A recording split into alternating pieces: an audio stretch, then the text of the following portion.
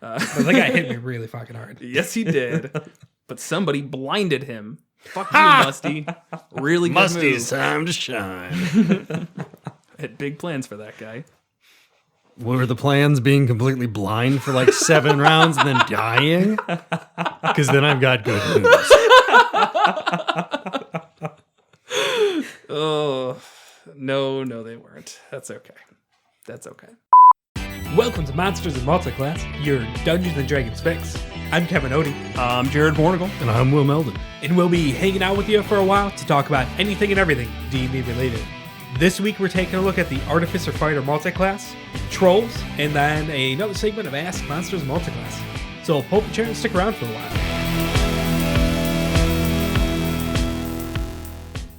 This week our multi-class is the Fighter and the Artificer. So Fighter is your standard melee combatant, but they are the absolute best at it. Their main thing is that they're just going to keep getting better and better at fighting. Depending on which subclass you go on, there might be some fun twists to it, but that is as basic as it gets. The multi-class requirements to go in or out of this class is 13 in strength or 13 in dex. The other one is the Artificer. So this is your half-caster that really has a focus on weaving the arcane into technology. Their main thing is they get infusions that allow them to buff certain weapons or armor or create magic items, and they're smart. 13 intelligence to multi-class in or out of. So first thoughts, take it away, Will. I don't know. That sounds pretty good, right? I don't know why I ever go to you for these. It's honestly at this point my bad. There's that action surge thing. I think that's pretty good for everybody. Yeah, that's kind of the way it goes with fighter multi-classes, isn't it? Yeah. It's like, oh yeah, well the first 3 levels are good for literally anyone who exists. Or at least the first 2. You get your second wind, you get action surge. And a fighting style. And a fighting style. And I don't think there's any single character that wouldn't benefit from those. And the other issue is the Artificer has there's like a lot of stuff like, oh, I want a magic X. And like a fighter could want a magic whatever the fuck they wanted for whatever character concept they wanted. And that would be a really good way to get it. So I don't know. It seems like a good idea. I like the combination. I think as far as the ints combination with either dex or strength, it makes more sense than a wizard, that's for sure. And I think that martial combinations will work pretty well with the Artificer. Yeah. Kevin, first thoughts? Yeah, this is one where, I mean, almost immediately just could tell it's good to start going through it. It's like, yep, it's still good. Mm-hmm. Million ways to go about it. It just depends how you want to craft it. Obviously, there's probably some classes that aren't working that well together. But even just like the base stuff you get out of being a fighter is it's just great for this. Battlesmith's probably getting the most because they're melee, where the other two, Artillerist and Alchemist, are more focused on spellcasting damage. But even still, they can get a lot of benefit out of the fighter stuff. Yeah, and I think when I hear the requirements of this, of 13 strength or dex and intelligence, the first thing that I'm going to is there any benefit to going Eldritch Knight?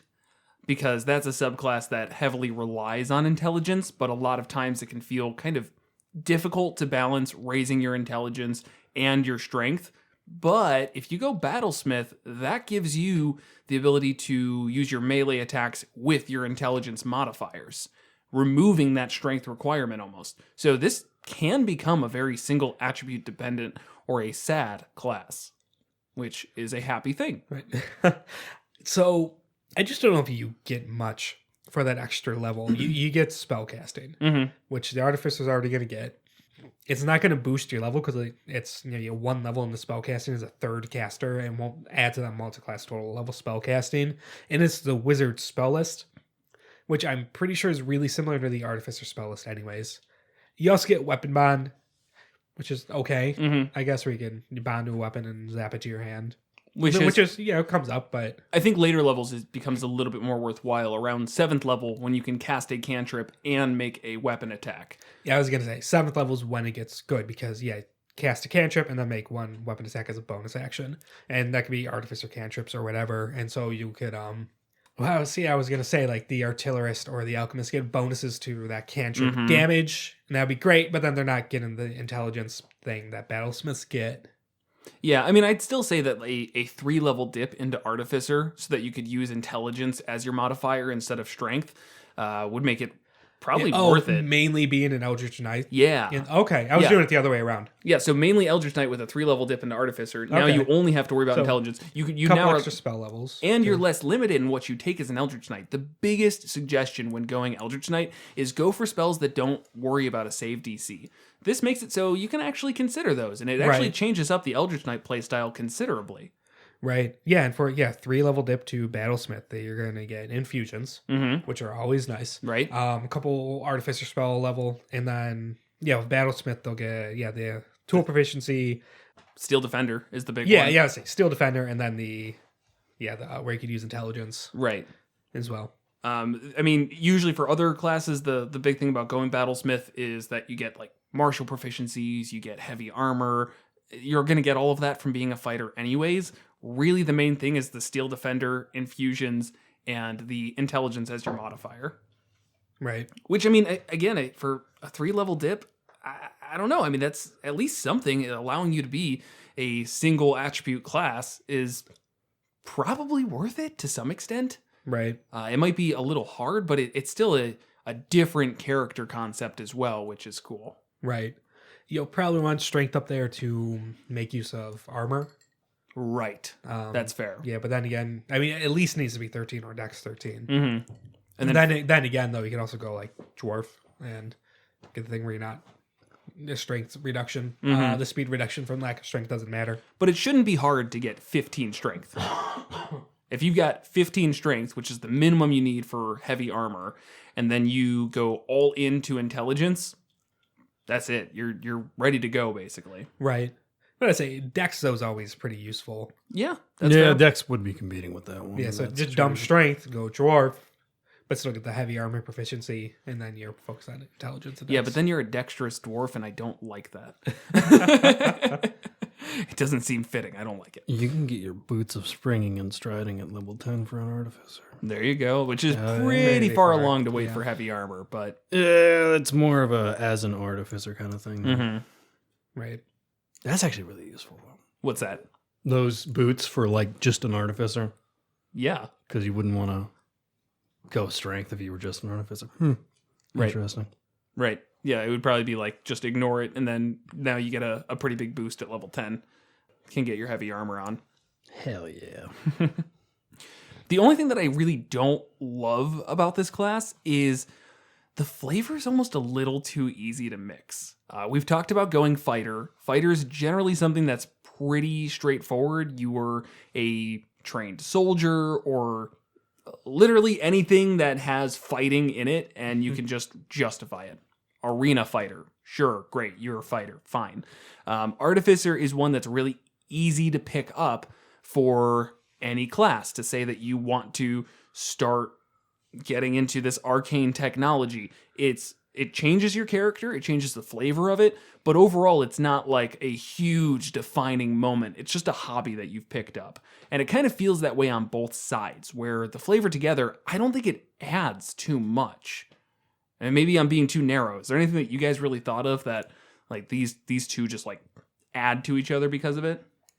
Flavor-wise? Mm-hmm. No. I mean, but at the same time, then it does give you a lot of open, like a lot of leeway to do what you want with your character and backstory. You're not trying to figure out, all right, why are they a cleric or whatever. It's just, they have their abilities. They're good at fighting because of they were a mercenary, they were an arena fighter, they were a guard, they were a soldier, they got attacked as a kid and picked up a club and now they're a folk hero, whatever. Right. A million reasons why they're good at fighting. Totally. And then same with, why do they tinker with stuff? They're smart and interested in it. I mean, it does completely opens up to whatever you want the character to be. Right, and I think there's plenty of potential for a mentor type character who either taught them the fighting, taught them the technology, whatever it might be.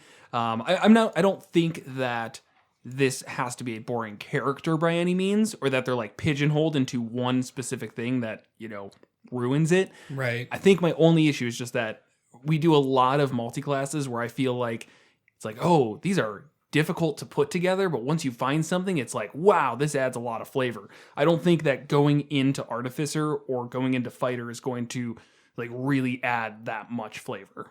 So you're going to just be heavily relying on other backstory stuff. Totally fine. Totally fine. You've even the obvious thing to me in all Artificers is their access to magic items is something that is unique in any world that they are in. And I can see that being very tempting. Hell, even in the flavorful backstory for fighters in the book, it mentions like, why would someone become a fighter if they were a guard? Guards aren't fighters. Right. It's like, because a guard can never get a flame tongue sword, which is badass. Right. I can see people being like, oh, I'm a regular guard, but it's badass magic items. That's a pursuit, Yeah. And that's why I think Artificer, like anybody could be one with that goal in mind. Mm-hmm. Yeah, and I think that's perfectly fair. I mean, the pursuit of the knowledge of the cool items even, I mean, that's perfectly fine as well. And depending on which of the Artificer subclasses you go into, maybe you are a fighter who specifically really likes potions. I mean, that makes your character who it is. I just don't think it's that interesting of an addition. Right. Or you're a cavalier fighter who's a gnome or halfling who decides, you know what? These horses and other crap I ride are just too squishy and not reliable enough. I'm going to build my mounts and go battlesmith. And Okay. you could ride your steel defender into battle. There we go. I like that. I like that a lot. I don't think it's mechanically all that beneficial, but it's neat. Who cares if it's mechanically beneficial? I mean, Cavaliers do get a very small boost of being mounted. Right. Yeah, what advantage on not being knocked off, and it's only 5 feet to mount or dismount their mount. Right. Cool. I mean, Yeah. that's something. I like it. Yeah. I like the Cavalier subclass a ton. Mm-hmm. They have that unwavering mark. I think that's really nice. Where basically only they put a mark on somebody, and that enemy can only attack them. If they attack anyone else, they get disadvantage. And if they do still attack them and hit, then you get an additional attack next time you attack that person, that enemy. Something like that. Yeah. Yeah. No, it's exactly like that. Yeah, like he said, something like that. I was thinking of the Arcane Archer. Arcane Archer as a whole is not that amazing of a subclass for fighter. I think it's kind of on the weaker side. You can do it like twice a week. No, it's twice per short rest. You get your Arcane Archer thing. The Twice a issue year. for me is that it doesn't. It doesn't. Just twice. God damn it. Once you take this class, you can do it twice, and then never again. No, you can't reclass. So generally, it's the issue of it is that it doesn't scale very well. All of its things go up at level 18, like all of the damage and all of those things. Also, it relies on intelligence to set a DC. Yeah. So anytime we talk about multiclassing, it's like, okay, do you want to throw in another thing you have to focus on? Well, with this, at least, you can focus purely on intelligence. If you go that battlesmith, once again, you're using intelligence for your bow.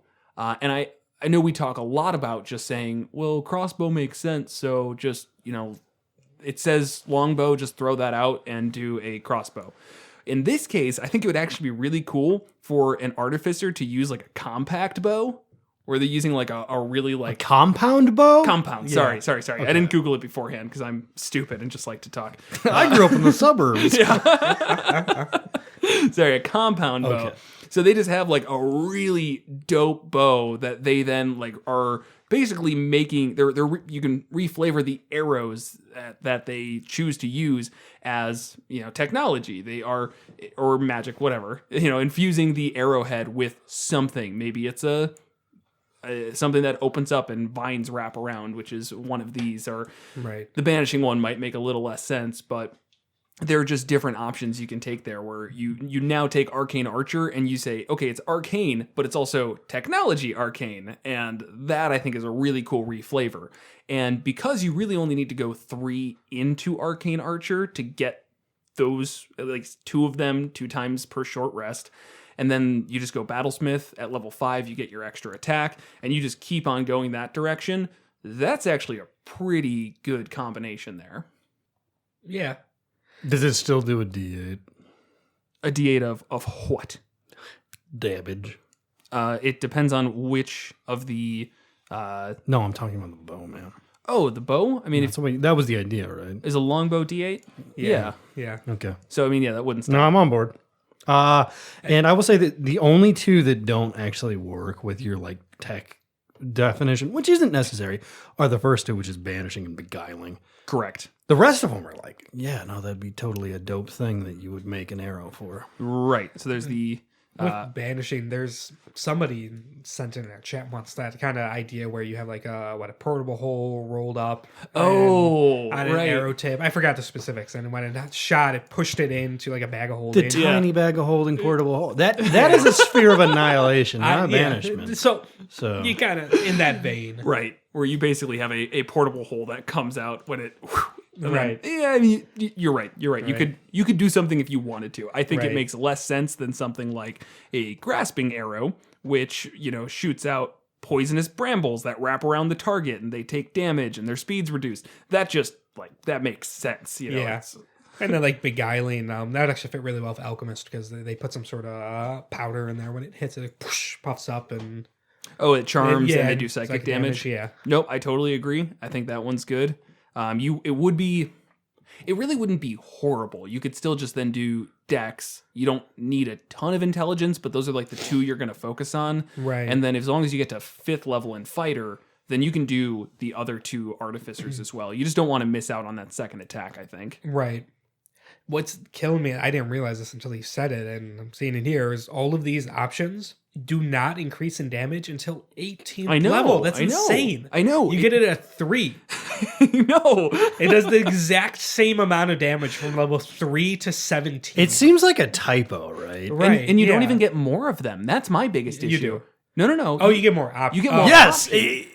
You can't do more than what? Twice? Practically, Twice. you do not get more powerful for, what you said, 14 fucking levels. Besides the fact that you're getting extra attacks, you're getting all that stuff. That's not Arcane Archer. But if you so yeah, no, I'm with you. I It's still nuts. agree, especially if you compare it to Battlemaster, which is inarguably the best fighter subclass. I hate that class. I know, because it's such an obvious pick. Because that, at least you get more maneuvers as you level up. By the time you are the same level as your Arcane Archer, you've got 5 of your Battlemaster techniques, maneuvers that you can do per short rest. And on top of that, you are getting more options too. So it's not like, and the dice increases as well, where it starts as like a D8 and it goes up to a D12 in later levels. And you get one at 7th and 15th level in addition. Right, They so just it keep keeps scaling. So who looked at Arcane Archer and just said, no, that's too strong? You know what I bet they want for 14 levels? Nothing. I really cannot wrap my head around it, because all you get is more options. It seems dope though, right? Arcane Archer? Yeah. Yeah, I think it's amazing. I'm really mad that I never even saw this in playtest. It just went straight to Xanathars, and I feel like that would have been the first thing people yelled about. I don't know. There's probably some balance reason because you're far away. I guess. That's it. Nah, they always do that. Just like, Kind of. you're far away, therefore you have to suck. Right. Ha! And don't get me wrong, there's still some really good stuff at Right. 7th level. All of your arrows count as magic. I don't think that's that great, but what is it? Curving shot. Curving shot is good, where you make an attack roll with a magic arrow and miss. You can use a bonus action to re-roll the attack against a different target within 60 feet of the original That's target. cool. There's good. really cool, flavorful stuff. It's just the limit of 2 and how the damage doesn't scale on the arcane shot options. Yeah, I mean, it's 2 per short rest. which isn't bad. No. So it's kind of like if you do it, the Wizards of the Coast, 6 to 8 encounters per day. We talked about that a bunch last episode. It's just effectively 1 arcane shot per encounter. Yeah. Okay. I mean, some of them are good enough for that. Some of them are. Like And banishing, banishing, I think grasping arrow, I've talked about a bunch, I think is an extremely good one. It's almost it's too obvious of a pick. Creature hit by the arrow takes an extra 2d6 poison damage just right out the gate. Its speed's reduced by 10. It takes 2d6 slashing damage the first time on each of its turns it moves a foot or more without teleporting, and then it has to use an entire action against your save DC to try and get out of that brambles. Otherwise, they last for a minute. So that one's great because you're forcing them to use an action or take a whole bunch of damage if they move. Right. So I think that one is perfectly in line with being able to use it twice per day. My only issue is I feel like I would use that above just about everything, really. Yeah. Maybe Banishing Arrow.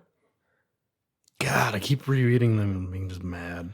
Yeah. Because my favorite thing with Banishing Arrow is after you reach 18th level in this class, a target also takes 2d6 force damage when the arrow hits it. Wow. Great. 18th level. Yep. I don't see why this isn't tied to your intelligence modifier. Just like Battlemaster's tied to your... You mean just plus your intelligence modifier? No. I think you should get the amount of shots equal to your intelligence modifier. So that if you're kind of makes the decision for people, and I think that's the reason why you would avoid that. What do you mean makes the decision for people? You get the number of shots due to your intelligence modifier. People wouldn't really have an option there. It's just you max intelligence. End of story. I don't know, because then you're deciding between dex and intelligence. Obviously, going into Battlesmith, like we're talking, yes, you're just going straight into intelligence, and that would probably be a really good. Right. But that wasn't even out when this subclass came out. So I don't know if we can use that as an entire example. But, I mean, just having 5... If you have 20 intelligence, you're telling me that having 5 of these would be too much. And maybe you make them weaker because you have 5 of them. I would rather have... Honestly, you could do most of these like every shot. And it still wouldn't be that big of a deal. Like the Ranger God, gets the amount of not damage great. that some of these get. That's a bad sign when we say a Ranger does something. Right. I mean, okay. I am actually exaggerating, to be honest. But I don't think... Yeah, a Ranger's dream of doing 2d6 at 18th level. But I cannot think of a reason why tying this to the intelligence modifier would break it. And it really frustrates me because I know that there's a reason somewhere out there that Wizards of the Coast didn't look at this and say 2 should be plenty and then just never think about it again. Yeah. So because of that, I very frequently look at it when multi-classing out of, because I think that trying to stick in Arcane Archer, you're just going to feel like a dumb dummy as you get another option and you're like, okay, but I'm still just going to use my Banishing Arrow or my, which one is it? I've said it like 6 times, but the Grasping Arrow. It's like, I'm just going to use that every time. So why do I need more options? Like, you don't. That's fine. Just go to level 3 and then level up everything else and you'll be happy. Right. But I still really like the idea of the compound bow because that sounds badass. And that doesn't even have to be the Arcane Archer. That's just more of the arrowheads, reflavoring those. I think overall, reflavoring the fighter mechanics in a more artificery way is what could really make this a cool class and making them more of like, you know, whereas before it's all of, oh, you're such a skilled fighter. In this case, it's like, oh, you made a piece of technology to allow you to do that thing. Auto-loading crossbow is the obvious one. Yep, definitely. That's How basically do you baked in use there. technology to hit someone with a sword 4 times? No, that one's not going to work. Okay. No, I mean, to some extent, it is just going to be you're a better fighter. But there are some... actually, I wrote down the unwavering mark being like something you throw on the enemy, and it shocks them if they attack anyone else besides you, and that gives you an opportunity attack. And that's just like... I hate the design of that, like just from like an engineering perspective. It shocks them if you attack anyone else. Why don't you just shock them the entire time it's on there? Just like constantly. It's like, oh good. Here's my pre-written response. Shut up. You shut the fuck up. No, you're totally right. It would make more sense to just shock them every time. But this is like somebody who's specifically trying to protect their friends, and they need to do that. And so they're only going to do it if it shocks their friends, or if they attack their friends. Yeah, like conditioning in classic. Right.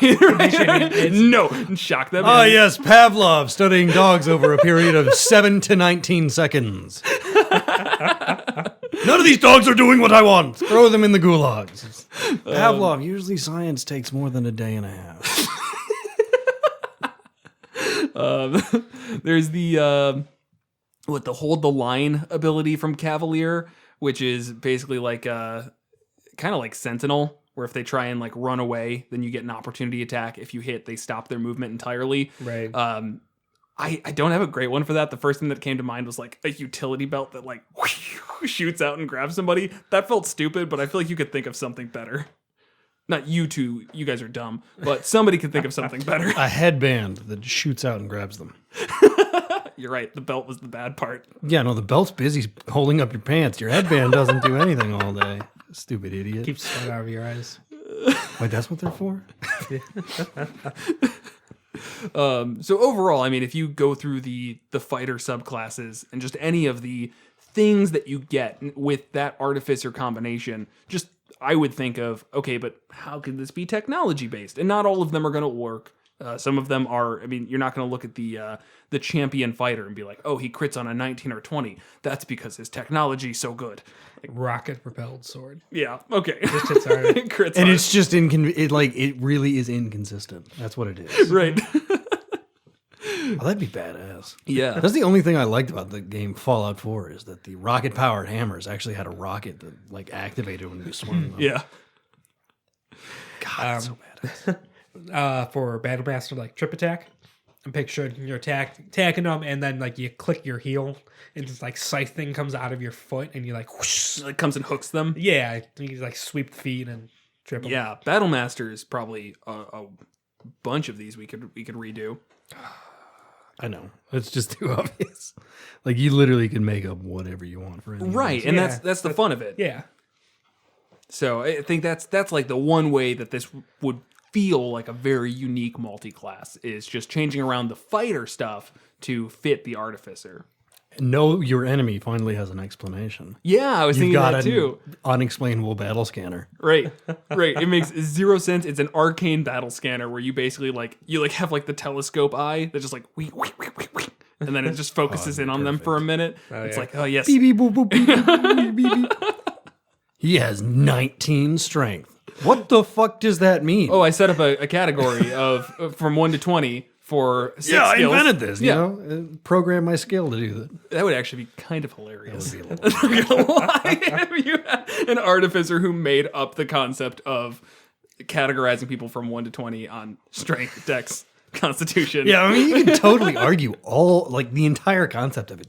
It's like 5 attributes. What the fuck are you talking about? I understand what the concept of strength is, but there's not like 5 things that make up a person. It's like, no, trust me, there are. You're right. There are 6. You forgot There's charisma. 6. Charisma. Yes. It's like, how do you measure charisma? It's like, well, I don't know. I did the math. Look at him. Look at him. Well, no, there's the magical spin to it. Yeah. That's all it is. It's like, magic. I Yeah. don't. Yeah. Oh, well, no, it just explain it, shit. You know, it takes in his force of presence and spits out a number from 1 to 20. So fucking dumb. I don't know. We laugh about it, but like, Yeah. I wouldn't play it for a campaign. I'd play it for a one shot. It's something.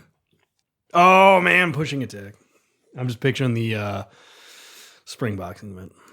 The Springboks what? Spring boxing mitt. Oh, Like okay. out of the chest. I think they're just gonna have a utility belt, and it doesn't have to be like around their waist because that holds up their pants. But just random. We talked about Utility this with harness. harness. Yeah, Thank exactly. you. Yes. I think we talked about this with all of their spells basically being like some piece of technology that they reworked. Yeah. They get their own little infusion box, whatever, and you just make it just a thing. It's your punching glove that you pull out and just bring, and it pushes them back 5 feet. 15 feet. 15 feet. Jeez, that's so good. Why can't Arcane Archer just take notes? A precision attack, also using that same monocle thing. Yeah. Where you like take a step back and yeah. I'm picturing where they individual lenses like swipe Like over Spy Kids. Yeah. That's what it is. It's Spy Yeah. Kids where that happens. Where he like zooms in and it's just like a bunch of lenses that just keep going in front Yeah. of each other. High quality movie with high quality tech ideas. Throw on 2 levels of Paladin for that smite. No. I want it. That's where the rocket comes in. Just smite damage. It's a bit of a sillier character concept. I will say that. The entire Artificer has the potential to be kind of silly. Yeah. There's two options. You could also make it not silly. No, it doesn't. It doesn't have to be a bunch of lenses sticking half a foot out from their face. But you're incorrect for just saying it's magic, Kevin. You should make a silly gadget character. No, it can just be a monocle or even just glasses, goggles, whatever. Yeah, that have a little magical heads-up display on it. It's still cool. Yeah, showing you their weak point. Fainting attack would obviously just be pocket sand. Obviously. Yeah. You can replace all these with just pockets. What I love about that is just like all of these like technological excuses or magical excuses, and then there's just fainting attack, which is just throwing pocket sand on them. In their eyes. Takes a skill. If they wear goggles, it's also pulling it off their face and throwing the sand in. Oh, it has a little mechanical arm. Yeah. Yeah. So that's the main thing I took away from this multi-class. Reflavor things to be silly. Yeah. Or serious. What else is there? There's no, I mean, that's the Evasive thing. footwork, rollerblades. No. Rocket rollerblades. Oh, okay. Or Heelys. Or Heelys. Magical Heelys. Yeah. That's all I need. Where I don't have to physically replace the wheel. I can just shoot it out of my foot. It's unlimited wheels. Unlimited wheels? No man should have that much power. Yeah, if I had one wish, I'd probably go with magical Heelys. You know, I almost bought you Heelys for your birthday last It's year. really hard to find them these days. You were on a big Heelys kick last year, so I was like, was it worth spending $60 on buying him Heelys just for the joke of it? I don't think you'd wear them. No, I mean, I don't actually own any other pairs of shoes, so I wouldn't be wearing the Heelys right now. These ones have fallen apart. All right, well. I actually don't know how to Heely though, so I know, you'd have to learn. That would be the fun part. where would I even learn that? I'm a 30-year-old man. You can't do that in public. I mean, if you see me Heelying around the mall as a 30-year-old guy, that's fine. But if you see me trying to learn to Heely as a 30-year-old guy, that is the bridge too far.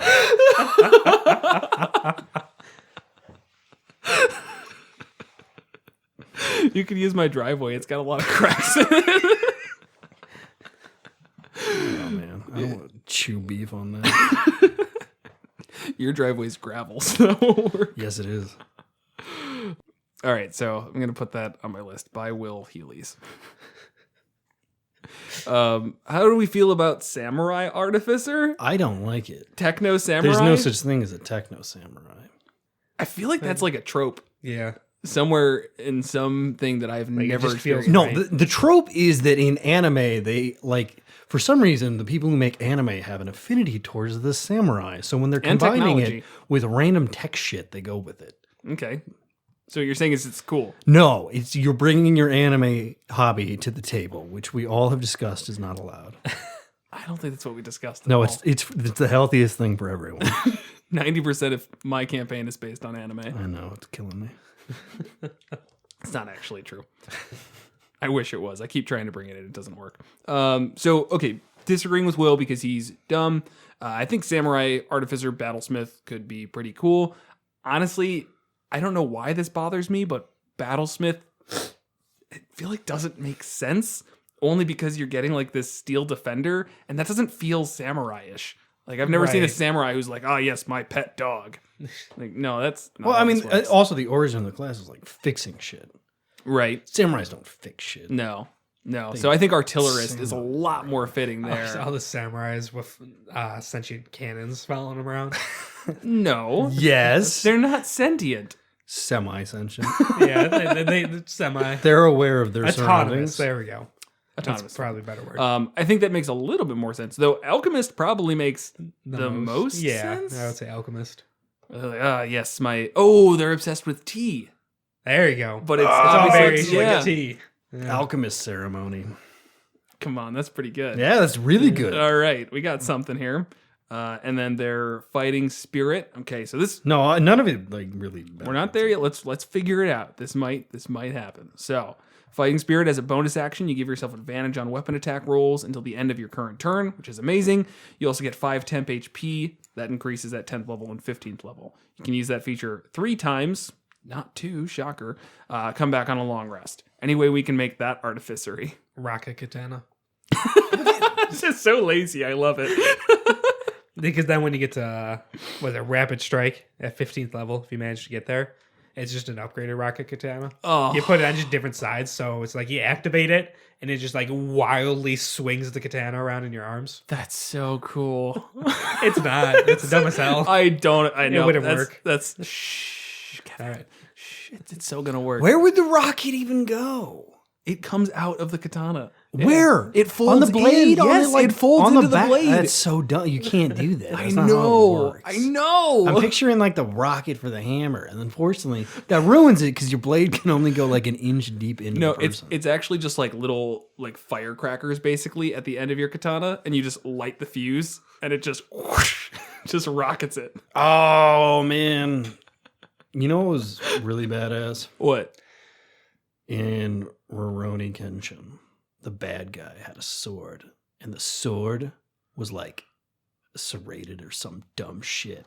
And he killed so many people that like there was fat in it, and he like slammed it on stone and it caught on fire.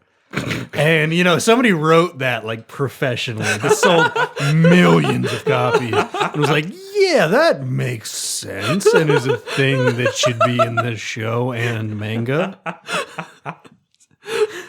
It's gross, but Yeah. also really dumb. Yeah, it was just like pointlessly edgy because they like zoomed in on the blade and showed like, oh, it's serrated. I can see that. Right. And has a sheen on it of human fat. Oh, come on.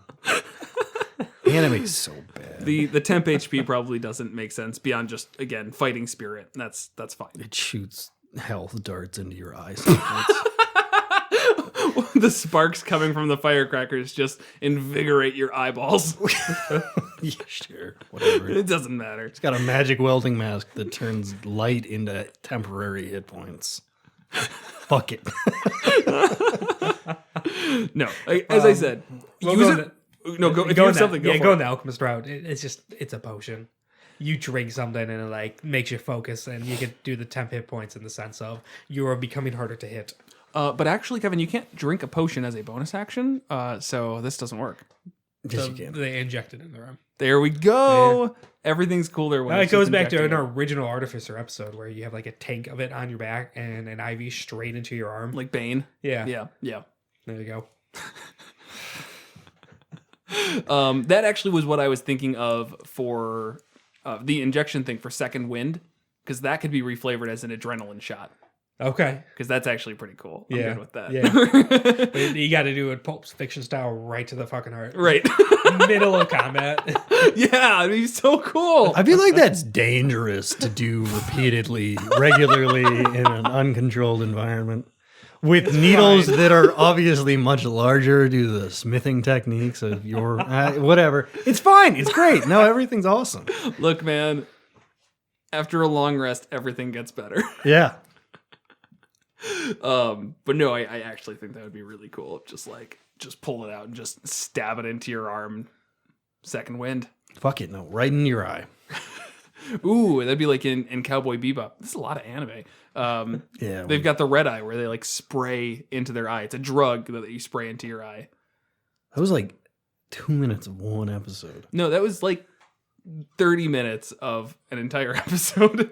It's like the second episode. Yeah, the second episode was about that drug. Yeah. I know this is a ridiculous critique of that, but for some reason, aerosol in this D&D world just isn't clicking for me. That's fair. That's fair. That's All this where I other draw stuff the is line. fine. Adrenaline It is, into though. the heart? Fine. Aerosol into the eye? You shut the fuck up. So back to the listeners. Look that up for us. Was aerosol a thing before 1963? I mean, you could just pressurize stuff. I've seen I guess it's somewhat mechanical, but just like pump things where it's like a little bottle that you just pump, and then you can spray it. My mom uses it for cooking oil. What? She puts cooking oil in like a little bottle, and then it's got a Like pump a seltzer on top, bottle. basically, and then it's got a pump on top, and then you can press a trigger and it sprays. Why would you want to pressurize your oil? It doesn't matter. So that you don't have to use Pam or something like that. You just Oh, fill yeah. it with, I forgot. People still use that, don't they? No, they don't, because they've got these badass little bottles that they fill with red eye and spray their eyes with. Okay. No, I think I'm losing it. Just a thicker spray then. Is that okay, Kevin? Sure. Or actually, you could even pressurize stuff with just like tubes of water. Yeah. Or of how air going at the top and the water pushing on it. And it's a thing that You can do it. Yeah. Yeah. Like I'm if you want to draw imaginary lines in this dumbass concept, fine. I'm just picturing, when you were saying it, I'm picturing like a can of like body spray. Right. It's like, I don't know, man. That just feels silly. Ooh. All of these potions reflavored as deodorant. Ooh. Wait, I don't know why. Axe body sprays. That'd be incredible. Oh my god! And you could name them too. It was like swiftness. Well, that would be Phoenix, obviously. You guys don't know the axe.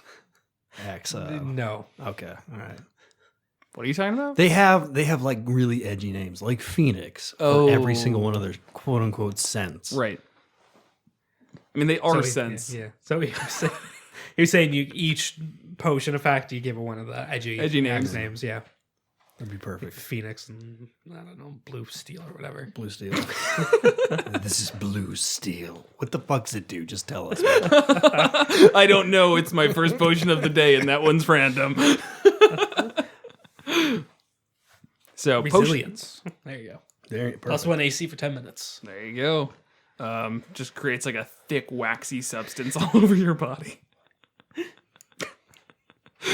I do really like the idea of an alchemist samurai. I shouldn't have even corrected myself. It's fine. I can pronounce it stupid. Nobody's going to correct me. But the battlesmith I don't see. Though it makes more sense mechanically. Though I think that would be one where it's good to just go like, honestly, a 3-level dip into Artificer. It's not bad. No, you know, you're you get getting your infusions and then the experimental elixir that you Yeah. can just have a couple of per day. Those are pretty good. Honestly, the resilience is going to be your best one. The only thing that sucks, I keep coming back to, is that it takes an action to drink those, doesn't it?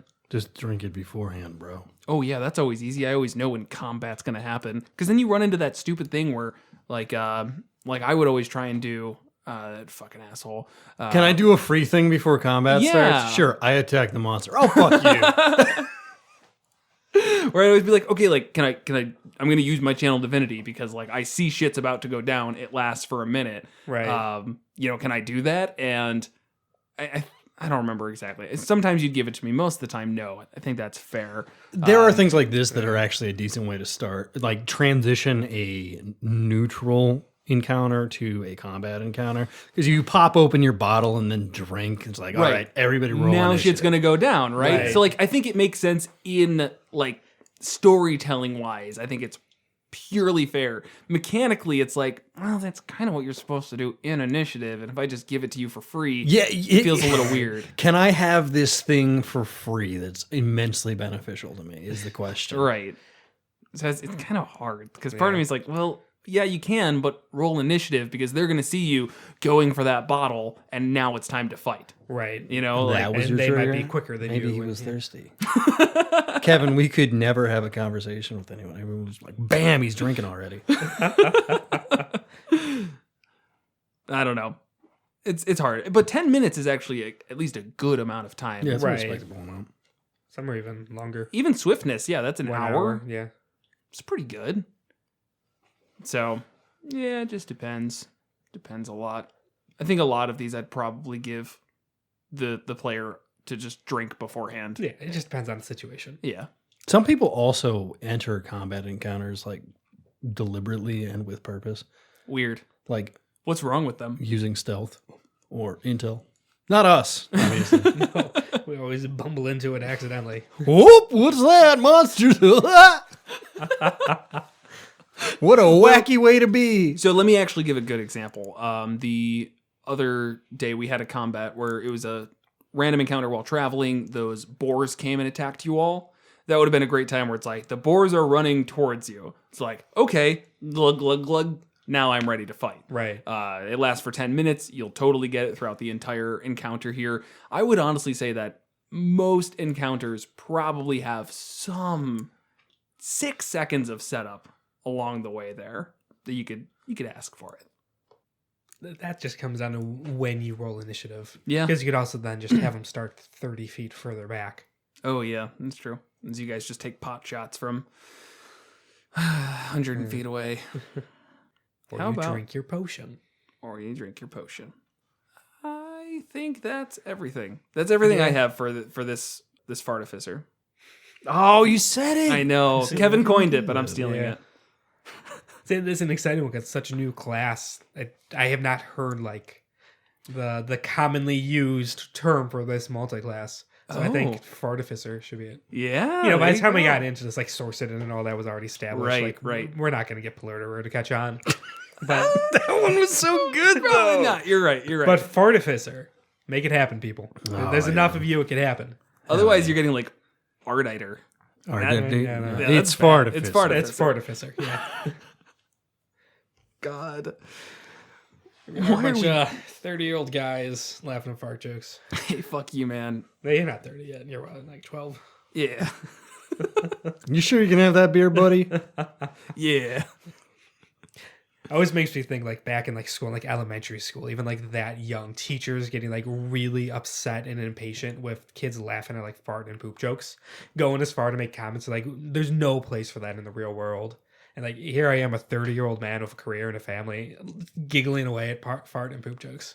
Yeah. It just never really goes away. It never does. It's because of the just utter degradation of society.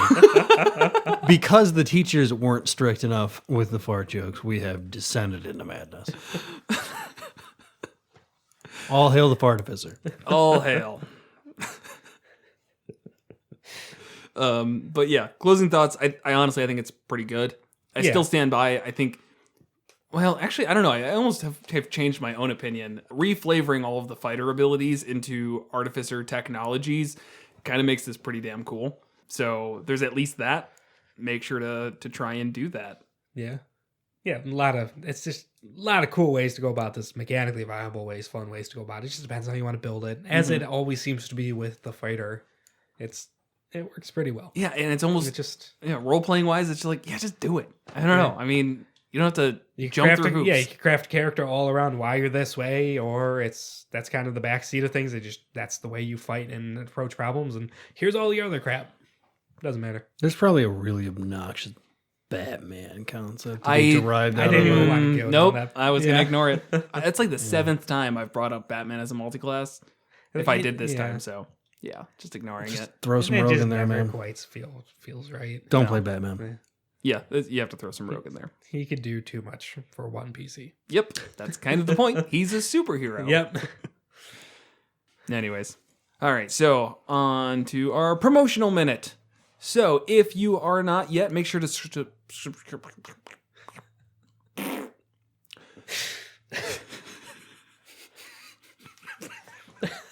People are so immature. It's fucking driving me crazy.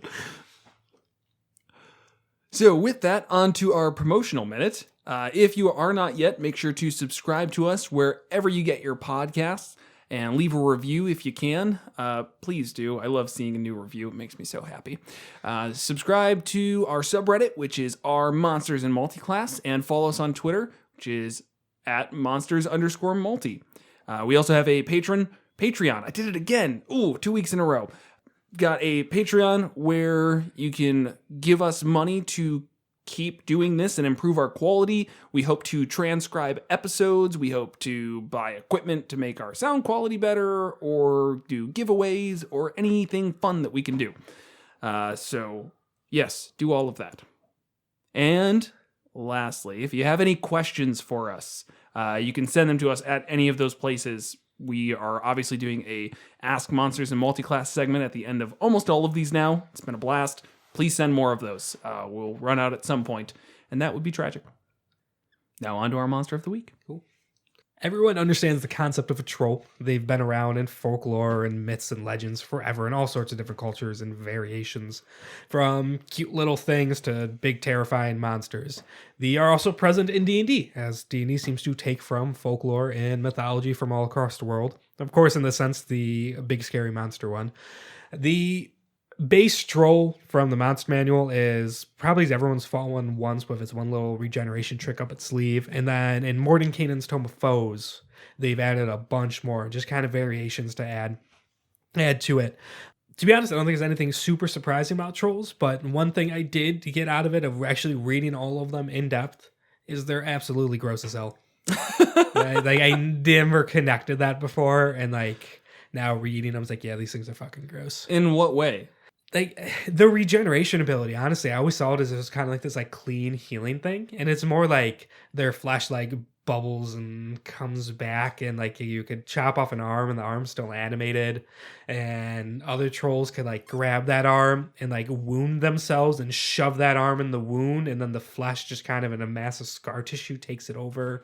Yeah, and shit like that. I think what I really appreciated about that is it really goes to show that if you had this weird regeneration where you could just always just cut yourself and it just heals in like a second, you would probably just not care about getting hurt, really, ever. Mm-hmm. The idea of cutting yourself to shove an arm in the wound wouldn't be like a terrible thing to experiment with. It would be like, let's see what happens. You know, worst comes to worst, my body heals itself in 2 seconds anyways, right? I hope I never get to the point where I'm thinking in that way. I know. That's what makes them so... I found this arm. What's the worst that could happen?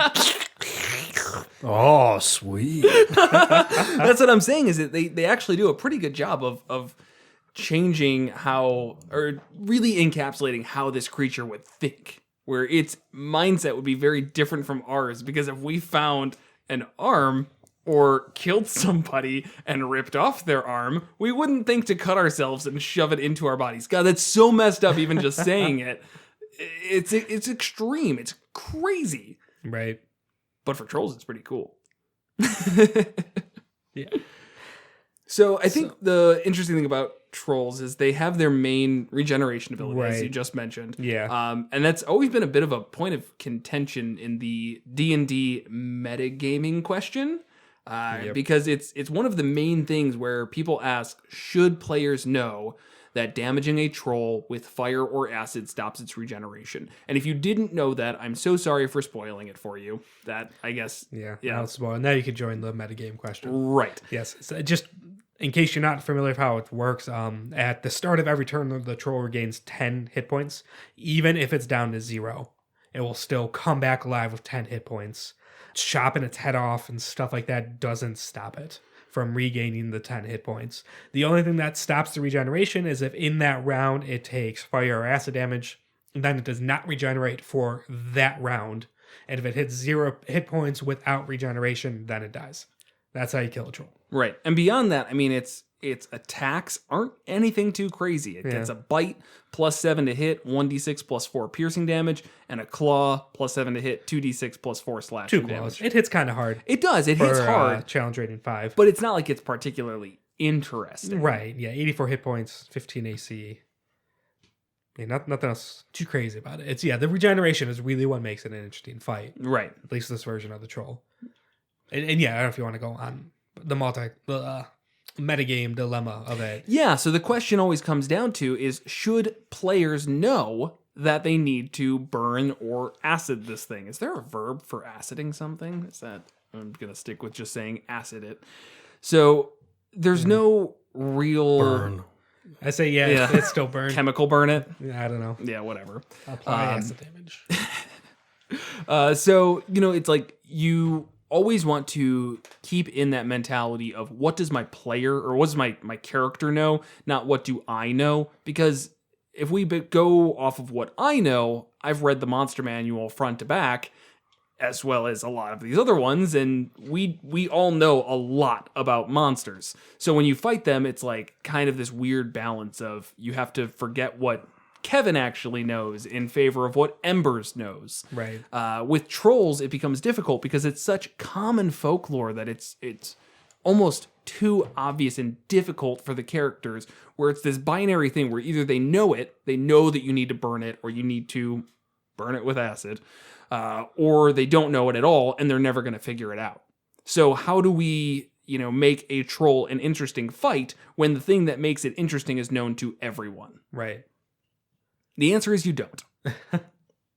Right, and then to add on that, so if you say, all right, my character's not going to know this, they never encounter trolls, they're rare in this world, it almost hinders you more than someone who just, like a player who truly didn't know, because fire and acid damage is common, and they might just happen to do it. Right. Whereas if, like, you know it, but you're saying your character doesn't, and so you actively avoid it. You take out that chance of like accidentally figuring it out. Right. So then when is it acceptable to make your character happen to do fire damage and realize, I guess that did do something. Right.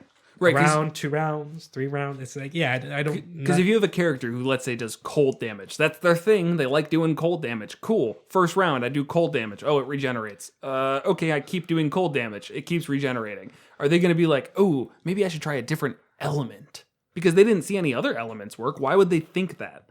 So same deal. Like, why after 4 rounds, they're like, okay, I'm going to try something different. And then they go through any of their other possible spell concoctions. But officially, if you have a party that has 0 acid or fire damage, then this is going to be a real weird fight. All you can do is basically take a torch and try and burn it, which doesn't officially do any damage, but might just stop the regeneration. One improvised fire damage. Yeah, which is all you need. Yeah. So yeah, it's kind of hard. It's a very, very hard sell to say that standing in a bonfire does not do damage.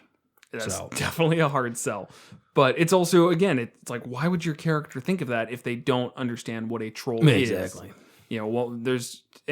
Usually our argument is like, give some hints towards your players. But what hint can you give? How can you say like, it regenerates, and it seems like that regeneration would have been hindered by fire? Okay, now say that in a way that isn't just saying do fire damage. Right. There's nothing.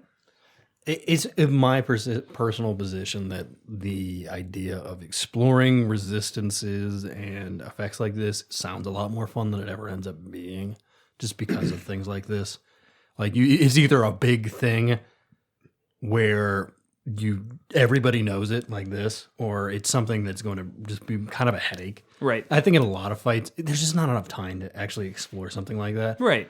And you'll never see these things again. Right. In 9 out of 10 encounters. So, I don't know. Yeah, I'd say if it was like a whole quest arc or something, then it could be somewhat interesting, where you just but you still have to tell the players beforehand, hey, you guys don't know how a troll dies. Okay, we're all on the same page. You don't know.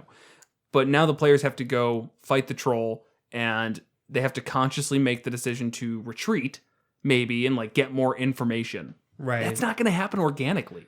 Right. Because you either had to tell them beforehand, or I don't know. Yeah. Or you're just being a dick DM. I'm kind of in the boat of, when it comes to something like this where it's really just concrete, if the player knows it, the character knows it. It's so hard to, like, there's a lot of different things where I can not metagame and put it aside. Mm-hmm. But for something like really just concrete and obvious like this, it's really hard to avoid it. No, I'm totally with you. It still adds another element to a fight. It's not like this crazy, complicated, in-depth fight. Mm-hmm. But it's now every round somebody needs to figure out a way to do acid or fire damage. It's just an extra little layer. Right. On top of what would otherwise be a straightforward fight. Right. And that's still some interest. And to give an example with our current party composition, you, Embers, don't have any way to do either of these damage types. Musty, you might have some acid damage. I don't have any cantrips, but I do have like a flaming sphere, for instance. Perfect. Yeah. Okay, that's a resource you have in to a use. troll fight. I would just cast it. You know what? Yeah. And I would be like, fuck it. Okay. Musty knows the trolls can't do that. There's that one smite. Burning smite. Damage, I guess, yeah. I think that's it. Yeah. Okay, Flame Sphere kind of ruins it, because I think they take fire damage regardless if they're next to it. Mm-hmm. And there's like no way for them to get around it. You literally just smack it into them and they take some fire damage. Okay, that kind of, I don't want to say ruins this fight, but that's something you have to think about as the DM, is if they do know it, is this going to be are they even going to get the regeneration off ever? Because if we encountered a troll in a random encounter, very first turn, what's Musty doing? Flame Sphere. Smack it into it every time. But he uses a resource and a different spell that he wouldn't have. And fine, and that's totally fine. What I would, in my perfect world, what you would really want is the Eldritch Knight, who has Firebolt. Now he has to hit with Firebolt, or else this thing regenerates. That's an interesting fight. If there's any ability there where it's like, no, it's going to take fire damage or acid damage every turn, then it's just a regular fight. This is a great actual, like, that particular availability should make a DM more comfortable throwing 2, 3, 4 trolls. Right. Whereas if that didn't exist, it's like, that is now a theoretically unwinnable fight. Right. If only one person can do one bucket of fire damage per turn, That is challenge rating infinity for some situations. Yeah, it's true. Especially if the trolls are smart enough for all three of them to gang up on him. And like they hit hard. It says specifically in their lore that they will attack somebody who is doing fire or acid damage. Because they know that this is their aversion. So I think to some extent that's the only saving grace is, okay, Musty casts Flame Sphere. Now that troll's going to go over to you and try and rip your head off and break concentration. Fucking metagaming trolls. It's the trolls' fault for metagaming. So I'm totally with you, though, Kevin. We've had this conversation outside of the podcast plenty of times. At the end of the day, it's just easier if people know, and it's up to the DM to kind of work around the fact that they already know. Right. You mentioned the lore. So the lore of the trolls in 5e is really, really lackluster. There's nothing to it. No. It does not talk about where they come from, why they do what they do. There's a little bit. Just a little bit more than Canaan's. About where they come from? Not where they come from. Nope. Just why they are the way they are. Oh, like the weird ones, which... No, there's this bit around Vaprak, the Destroyer. Yeah, quote unquote god. Yeah, it's like they're not really religious, but I guess they do have a god. And the entire idea is that they get eaten by him if they've been burned or acided. God, I hate that. Can we not think of a better word? I'm just going to keep saying burned, and we're going to all understand that means both. Accosted, but spelled like caustic. You just watched English being done. So, yeah, okay, the idea is that he basically looks like a troll. He's a weird spiritual god of some sort, and once the trolls have been cooked, then he'll eat them. Otherwise, he's like, nah, you're not done yet, and he just shoots them back. Okay, that's it. Do they want that or not? They didn't say. It doesn't say because they don't care. That's the crappy lords. I don't know. Man. You're right though, Kevin. It is kind of weak, but they are giants, which is interesting. Yeah, that was another. But they're not in the ordning at all. Right. Like all the other giants are like, oh, hill giant. They're the bottom of the totem pole. Trolls, it's like, okay, they're kind of giants. They'll work for giants. They'll also work for orcs. They'll work for anyone who's like, hey, I'll give you money and food. Right. Okay. They're pretty blank slates. Yeah. I mean, they have a language. They speak giants and some minor intelligence. So, yeah, I mean, they can be spoken to and negotiated with and all that, but it's not a big part of who they are or anything. I would say from a general world building standpoint, there's definitely a argument to be made of, does every single creature need to have deep lore and this whole purpose? No, not really. No, that's but true. This one just doesn't have it. And that's fine. It doesn't particularly need it. Yeah. I love in the monster manual, the variant loathsome limbs. Oh, yeah. Those are fun. Which I don't know why you want to do this. It's when you, if you deal at least 15 slashing damage, you roll d20 as the DM. 1 to 10, nothing happens. 11 14, one leg is severed. 15 18, an arm is severed. And 19 20, the troll is decapitated, but it doesn't die, by the way. It's just decapitated. And then these limbs and heads are on the ground, and then they could do things as well. They can move around and beat up on people, or the troll could pick them up and reattach them, or whatnot. It just adds kind of an extra little neat dynamic. Yeah, because that actually is fun. Say the severed arm, the severed leg's kind of pointless. The leg has a speed of 5 feet and it can't attack, so that's not really worth doing. Right. But the severed arm, speed of 5 feet, can make one claw attack on its turn with disadvantage on the attack roll unless the troll can see the arm and its target. So cool. I like that. Yeah. It also loses a claw attack on the troll itself loses the claw attack after the arm is severed. That's good. When the head is severed, the troll loses its bite attack. Its body is blinded unless the head can see it.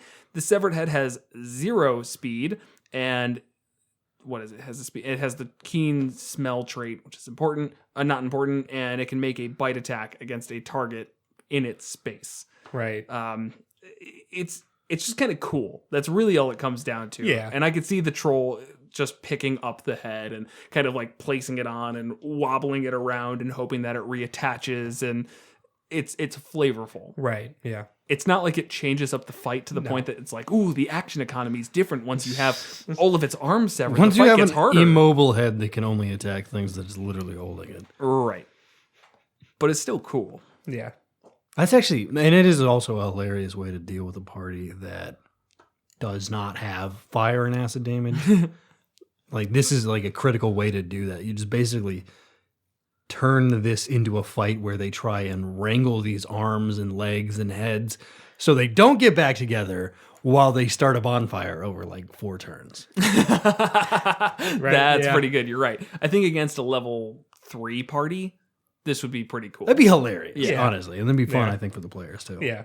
But also at level 3, this thing's going to just smack. I mean, it does a lot of damage for CR5. You're right, Kevin. And it's got a good amount of HP too. It's 84. It's not bad. Yeah. But then, like, though, if you use its variant, like every time you take off an arm, it loses a claw attack. Take off its head, it loses its bite attack. Take off both legs, it falls prone, and its speed becomes 0. Never mind. If it has arms, it could crawl. With no arms or legs, the speed is 0. Right. So it's basically going to be the party like cutting this thing into multiple pieces. Yeah. Just figuring out how to do 15 slashing damage. As the arms like crawl over to the torso. Yeah. And you're like grappling the arms and they're clawing onto it. It's like, make the bonfire go. Right. So you're right. That's actually kind of fun. I like that. But there you need to like, it's such a specific scenario where you're the DM and you go, oh my God. This party doesn't have any fire or acid damage. And by the time they make a fire, it's like, we'll just light a torch. And this sounds like it needs to be the opening encounter for the Swole Coast. Oh my God. That's actually a great point. So what if magic is gone? Well, huge, it doesn't matter. Oh, fuck.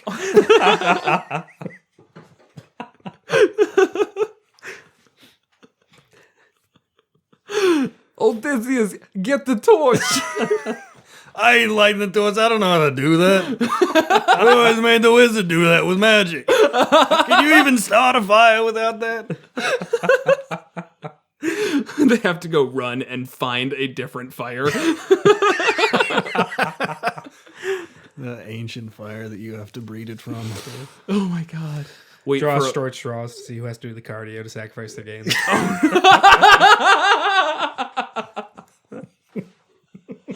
Why are we not doing this already? It's much funnier just to talk about it. I don't know, man. I think it'll work out in practice. I just have to write a one-shot one of these days. Yeah. So with the troll, so after a short rest, we're talking about a troll. Yeah, it'll regrow its missing limbs and all that. Right. What happens to the severed limbs? Do they grow a troll off of it? They die. Oh. No, they grow lemons. They grow lemons? Yeah. For no reason. Just like a rotting troll arm, and there's a beautiful, lovely lemon branch off at the end of it. Oh, that's where they came from. All right, moving on. All right. Mordenkainen's added a whole bunch of different trolls. The idea behind these is, so with the regenerative properties, if like a troll's basically just decimated and fully regenerates within the presence of some sort of magical force, it could impact what they become. It doesn't even have to be, I think, to that extent. It more of just like when it regenerates, it can just be weird. So it doesn't always have to be magical, though that is like the main reason. That's what it talks about. Yeah. Do you want to fight, man? Oh no, I was just reading it. No, yeah, I'm saying if they're like regenerate from your scraps, if they're just absolutely destroyed, there's a lot of chance for mutation in these. Yeah, right. Yeah, true. Right. But no regenerations. But and then the specific regeneration more happens because of external forces. Right. The first one is the dire troll, which is it actually doesn't follow that, but it doesn't follow that at all. Yeah, that's fine. It's neat. Yeah, this is the one that will basically graft flesh off from other trolls and just attach it to itself to grow in size and get new limbs and legs. Yeah.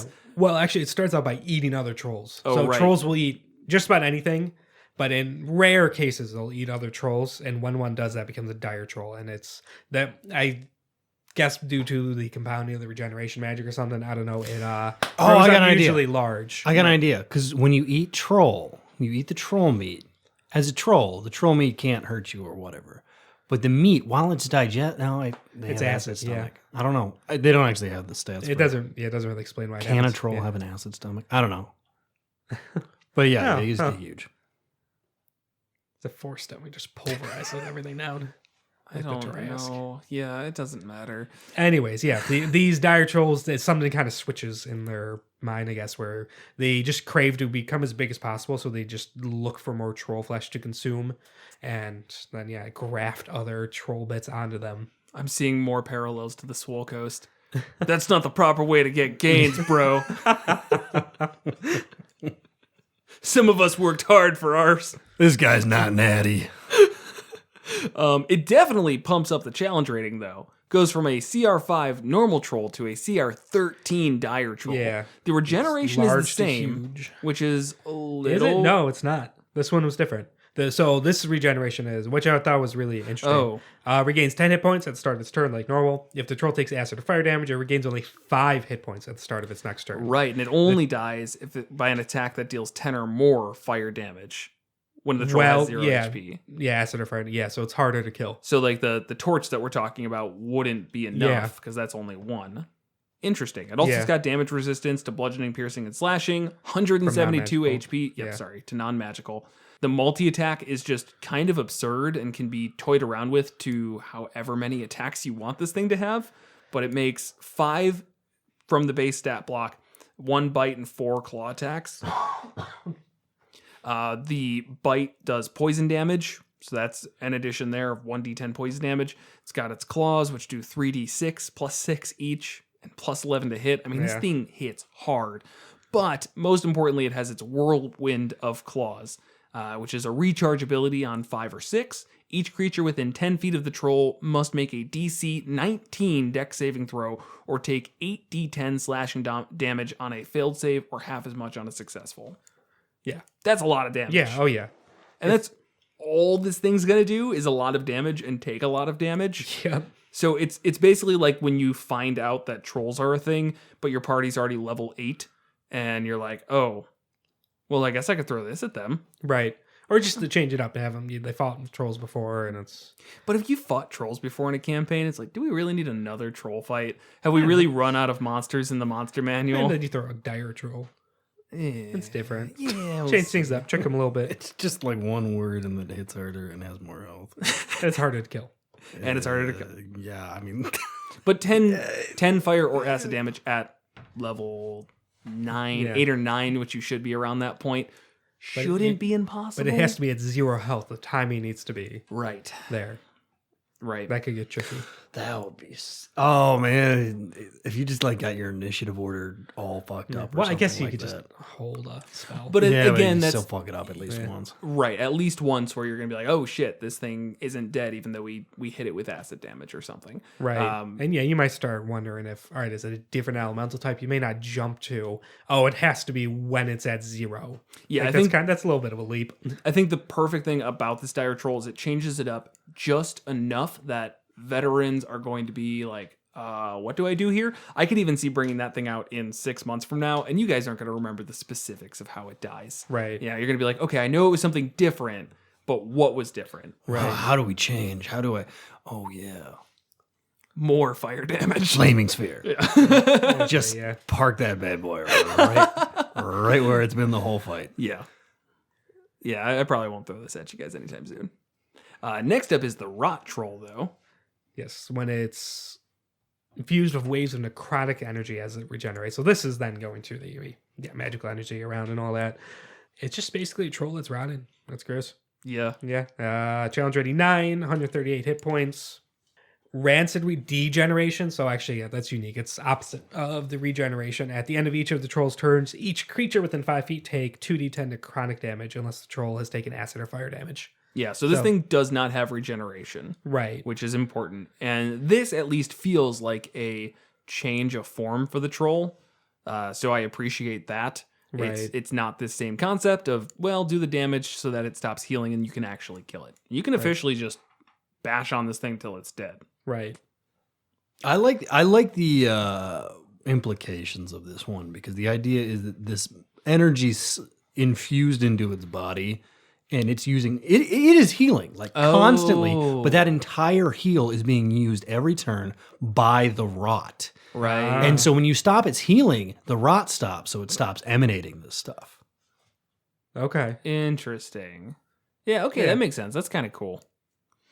Beyond that, mechanically, I mean, it's a troll that hits a little harder and does some necrotic damage. Biting claws with necrotic. Yeah, we don't need that. If you are a primarily melee-focused party, it's going to be a bitch. Oh, yeah, for sure.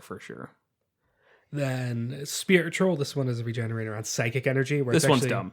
I'm gonna pull a Will on this one. I absolutely hate this one. So it's saying it regenerates a non-physical form and loses its body and becomes a spiritual thing, but it may not be aware of it and will still go around biting and clawing at people, but it's dealing psychic damage now. Its psyche survives, but the body of a spiritual is insubstantial as shadow.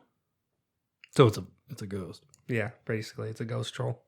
Challenge rating 11, armor class 17, 97 hit points, strength of 1, which is just interesting. I don't know. Damage resistances of acid, cold, fire, lightning, and thunder, and immunities from bludgeoning, piercing, and slashing from non-magical attacks. Also, condition immunities of exhaustion, grappled, paralyzed, petrified, prone, restrained, and unconscious. So, a lot of stuff that just doesn't happen with this. Mm-hmm. So, yeah, pretty much like a ghost. Interesting, those silvered weapons do have no impact, but oh yeah, that is because it's a spirit troll. Yeah. It's not a ghost. Actually, I don't know if ghosts and race and all that are affected by. I think ghosts That might be like I don't know. That might be an older thing or just general folklore we're thinking of. Anyways, yeah, incorporeal movements. It can move through other creatures and objects as if they weren't there. Its regeneration is the same, except for its stops from psychic or force damage, which is a lot harder to pull off unless you have a warlock. And I'll also say that at least it's somewhat interesting that the damage it deals is also what stops its regeneration. Right. You have to deal psychic damage, but it's also dealing psychic damage. Right. Okay, you probably might be hard to figure that out. If you have a bard, then they've got Vicious Mockery to do psychic damage. Right, yeah. Magic Missile is force damage. Yeah. It's not impossible, but it's going to be hard to figure out. Yeah, there's a lot less of it than fire and acid. Definitely. 3 attacks, 1 of its bite, 2 of its claws. Usual type of. Actually, no, its bite's different. Plus 7 to hit, reach 5 feet. 3d10 plus 3 psychic damage, which also was not really resisted ever, basically. Right. And then a DC 15 Wisdom saving throw will be stunned for a minute. You could redo it at the end of each turn. Right. Which is pretty crazy. Yeah, stunned. It's kind of like this. Actually, this is a really good thing to throw at a barbarian that you're really frustrated with. I was gonna say, a spirit troll flanked by mind flayers. But at the same, they're not resistant to psychic damage. It's literally everything but psychic damage barbarians are resistant to. Okay. Yeah, no, you're right. This would be a great one to throw against them. And it's claw 2d10 plus 3 psychic. So just a different variation on it. Definitely. I really just hate the flavor of like, it dies, but it doesn't know that it dies. Like, why? I actually kind of like the idea, but it is pretty dumb. Ooh, I don't. Why is the troll blasted with psychic energy? Maybe that's how they killed him last time. So I will say that I also think it's very difficult to throw that type of enemy into your game at all. The one instance I could think of naturally for it to happen is if your party is fighting a troll and the bard kills it with psychic damage, then you can bring back a spirit troll and it's like, haha, now deal with this, which is going to be weird. The other way, that's supposed to happen like years after it. I don't know, man. It doesn't matter. Then the other way I was thinking of is if your party is basically, if it's like a random encounter, your party's walking down the road, they hear a commotion, they go and check it out, and that person kills it with psychic damage. That takes away the agency of the players, but now they like see the troll get killed and come back as a spirit troll, and that person, whoever it is probably going to get torn apart because they're like, oh, I succeeded, and it's like, nah, you didn't. Yeah. And now they have to deal with it. Or they just run into a spirit troll that's out in the wild. I know. They don't have to be part of the creation. It's just like, no, they don't. It's in the dungeon or whatever. But it would be nice if they were around for it, only because I say so. Doesn't have to, just some ways to do it. Yeah. They say there's always the option of just like, it's a thing that's there and they're told to go kill it because quest. Yeah. Or it's just a monster you populate a dungeon with. Yeah. That's what trolls kind of are. It's like you populate dungeons, random encounters, beef Why up do other these numbers, trolls stuff like live that. in this room? There is no reason. These trolls have always and will always live in this room. It's where they sleep and they hoard their food there, and then they go out to get more stuff, and then things like that. Or like a spiritual, absolutely, I could see, but adding some ghost elements to it, and they're like attached to this area. Thank you for these spooky ghost noises, Yes. Will. It's all right, I guess. I don't hate it as much as you guys. That's okay. It's just variation. If we had the same opinions on everything, this show would suck. Yeah. Kevin, how would you feel about a fire troll? Fine. Okay. That was one of the things I was going to say is like you could then just kind of homebrew these with really any element. Yeah. I don't see why not. Yeah. Oh, it was shocked by lightning as it regenerated, and now it is a venom troll, but everything is replaced. Regenerated during a thunderstorm. Ooh. Or thrown into a volcano. And no, that's fire. That's okay. that's why I was trying to bully. Never you. mind, There is yeah. a limit to this. You're right. Yeah, fire troll would be a little silly. Because if it was thrown into a volcano, it should just die. That's imagine being the point. Dick DM who's like, "Oh, you threw all the trolls into the volcano. Oh, now they're lava trolls." Yes, I am very smart. That being the reason they're about dumb, but just like having a different type of troll, that's a really common thing you'll hear about. People trying to tackle that issue we talked about at the beginning of, everyone knows it's fire and acid. And, well, this is just a different troll. It's lightning and thunder damage, stops its regeneration because it's just different. And Out of the Abyss, didn't we fight a sea troll or something? Yeah. Those are just trolls that swim, dude. That was it didn't have different regeneration. But yeah, they had a swim speed, and it did in the sense that it was almost always resistant to fire because it was in the water. Right, but it still took the fire damage, stopping its regeneration. So it just kind of made it more annoying. A dire troll would have been a real bitch in that fight. Oh yeah. All right, last one is the venom troll. Yep. This is the one where if it gets killed by like massive doses of poison, it will come back as a venom troll. Challenge rating 7, arm class 15, 94 hit points, immunities to poison and being poisoned. I wonder why. We should think on that for a little bit. Why would it be immune to poison damage? Will?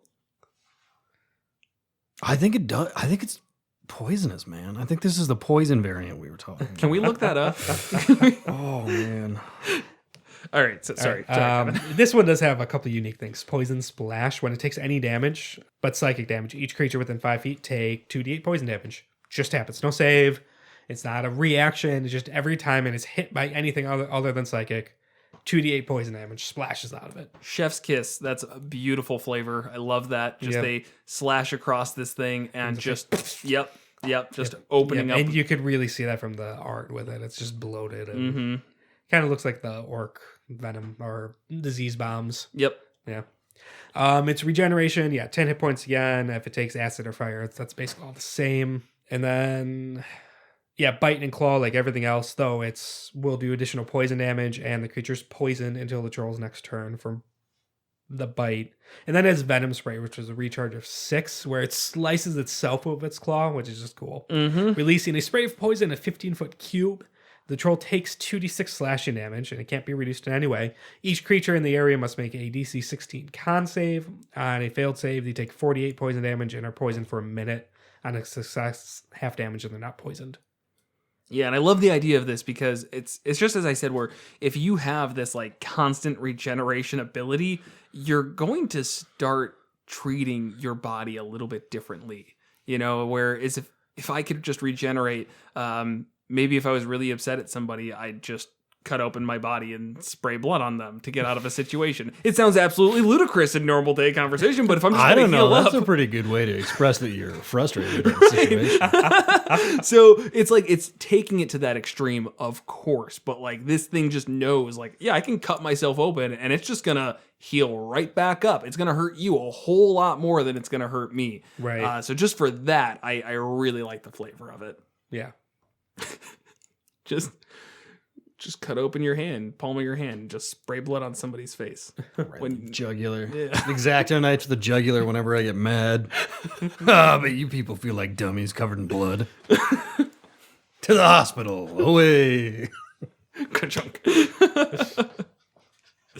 But this one's cool, and I think it comes in a situation where you're like, kind of a single troll fight's just not going to be too interesting. Say we talked about a level 3 party fighting a CR5 troll, just gives you a little bit more variation. If there's going to be a couple of trolls in the fight, then it might be good to throw in a venom troll or two. I don't think there's any reason why any of these trolls wouldn't be in packs besides the dire troll. Right. Like if you wanted a rot troll and a venom troll just hanging out together, that's fine. Yeah. I don't see why not. Right. As well as some normal trolls if it makes sense. Yep. So. Yeah, mix and match them. Stock your dungeons with these. Bolster various troops that hired these things with them. Buy them for your friends on Christmas. Yeah. That being said, I can see various mercenaries and orcs and all that being really reluctant to have a poison troll or a rot troll around.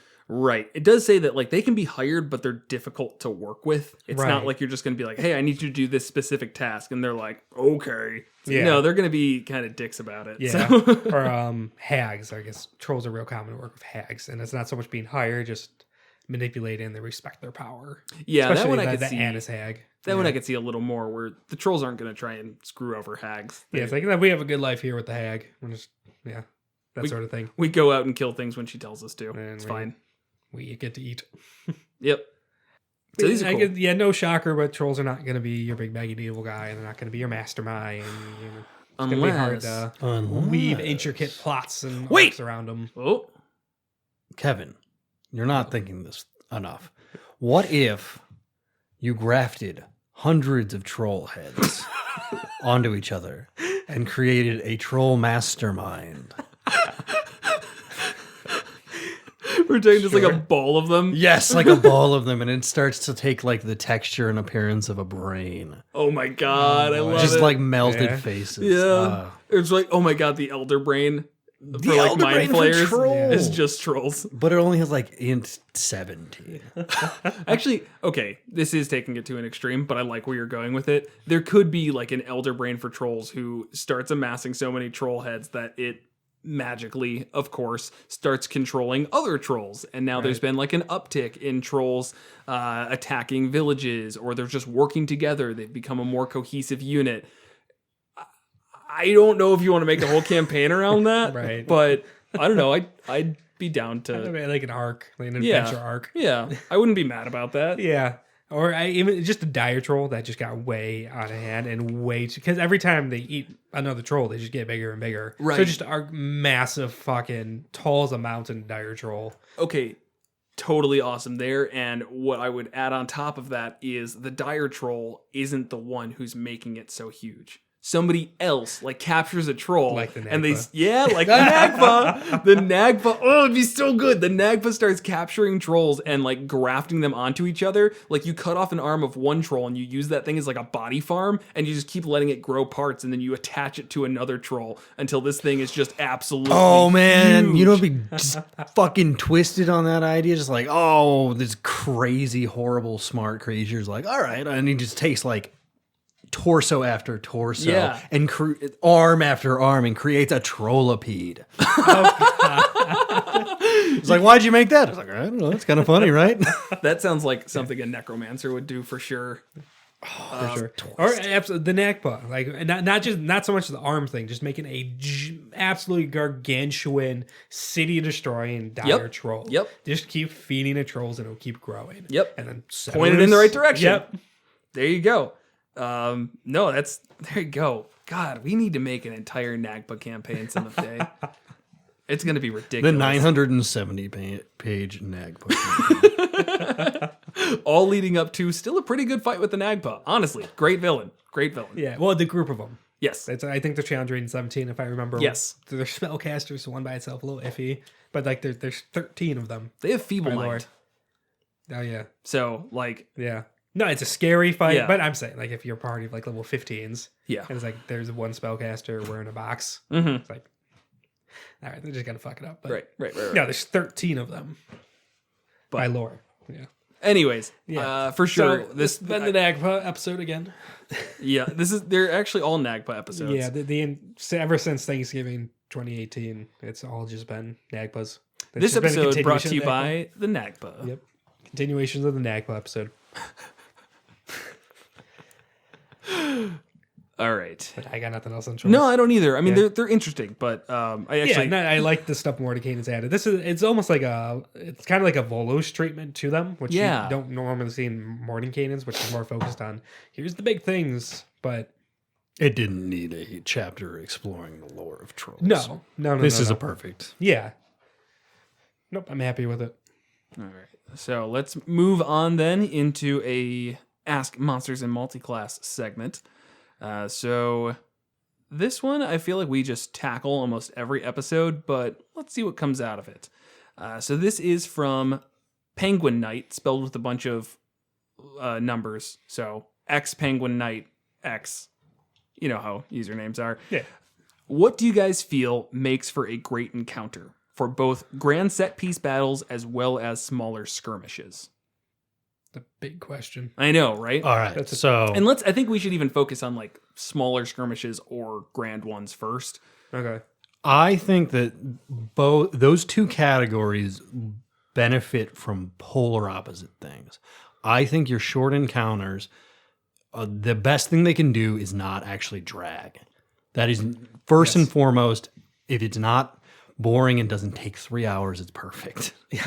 You don't have to add much. Whereas the awesome set piece encounters, that should almost be a session of combat. So that's the hardest thing to do, is finding how to keep combat moving, but not make it impossible or obliterate everyone. Just keep things working like that. Right. Just having that level of tension maintained throughout 8 rounds, that's kind of tough to really get. Most combats realistically are going to last 2 or 3 rounds, maybe 4 in a bit of outliers. But for the epic ones, if it's over in 2 or 3, you're like, oh, that wasn't that crazy, was it? Right. We're fine. I think you're totally right though, and we've seen encounters that have dragged on too long. I mentioned in an episode probably a couple months ago, there was the Earth Elemental one I threw at you guys, which was just like, oh, there's some Earth Elementals. It was a random encounter, and near the end of it, I was like, damn, this has gone on way too long. I feel like nobody's really interested anymore. And we talked about it afterwards, and that was basically the consensus, is like they were really boring enemies and we just kept fighting them. Right. So where I thought like, oh, this needs to be difficult, really it could have just been quick and everyone would have been happy. Right. Yeah. Yes. Not every short encounter has to be crazy and unique and everything. Sometimes it's fun to just have a really straightforward fight, roll some dice, obliterate the shit out of things. But the the characters get a little bruised up a bit, maybe use a resource here or there, which will then make, compound into later fights. Right. That's the most important thing about the small encounters, in my opinion. So, yes, keep them short, but also make sure that they're still taxing. Yes. They have to be short and taxing, and that's it. They're bursts. They're the sprints that make the players use 1 or 2 spells that, sure, the spirit weapon wasn't used for a full 10 rounds, but that's okay. The second level spell slot was burned, and it's not there later. Right. Great. Yeah. And occasionally mix things up as well. Because if it's all that, then it doesn't get dull. Mm-hmm. You need to occasionally have some fights where it's like a really unique mechanic. Yeah. Which originally which trolls were, they're not unique. That's not unique anymore, but like the regeneration thing, or like an additional objective, like protect this person or whatever. Right. And I would say that in that same vein that Will mentioned, those need to be polar opposites. For a final fight, I don't want my main objective to be like, ooh, protect this NPC. I'm like, I don't want to do that. I want to just like, this is my time to shine. I want to do big damage. I want to pull out all the stops. I don't want to have to work around this like one person or whatever. There are some ways to incorporate it.